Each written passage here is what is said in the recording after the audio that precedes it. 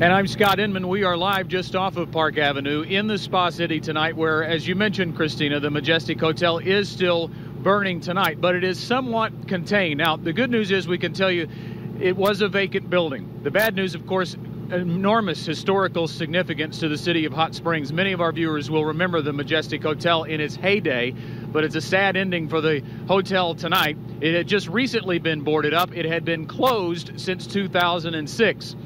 Now, as far as what caused the fire, that will, of course, be under investigation over the coming days. We are joined right now by Hot Springs Fire Chief Ed Davis with a little bit more on this blaze. And first of all, I guess let's get the updated status, Chief, if you would, on is the fire somewhat contained at this hour? Yes, sir. It's contained to the building of origin. It's blacked out in most areas. You can see behind me, guys have done a really good job on working the perimeter of the building with the deluge sets, aerial devices and all. And we've been joined by Lake Hamilton Fire Department, one of our sister agencies in Garland County.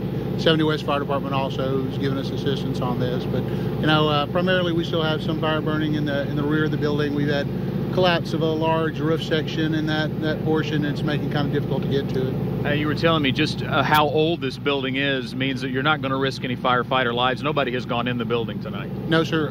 The building was in very poor condition prior to the fire. And so, we do pretty thorough building surveys in Hot Springs. And, for this very reason, pre-fire planning is very, very important. You fall back on that whenever you have a major disaster like this. And, our pre-plans told us basically that the building, because of its structural issues, because of the fact that it has been pretty much open to the weather, holes in the roofs, things like that, it was just too risky to put people in the building. And since it's been closed for so long, do you have any idea if utilities were even connected to it? No, sir. There wasn't like natural gas service to the building or electrical service. There was a small amount of electrical service to an office area right here, but none in the yellow brick building, which is on fire right now. Well, we know it's been a long day for you. We appreciate the time out talking to us tonight.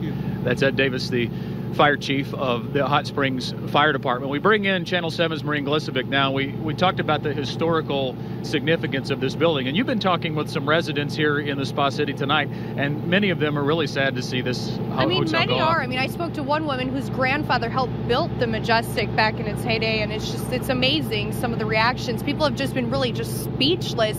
The entire town just watching history going up in flames. Many are just hoping that this building can be salvaged, although many just aren't sure. Now, there are several departments out here, fire departments, Hot Springs, clearly, Lake Hamilton, Fat Jack's over here. There's a business, Fat Jack's Oysters Bar and Grill. They've been bringing foods over to some of the fire crews and just kind of helping out.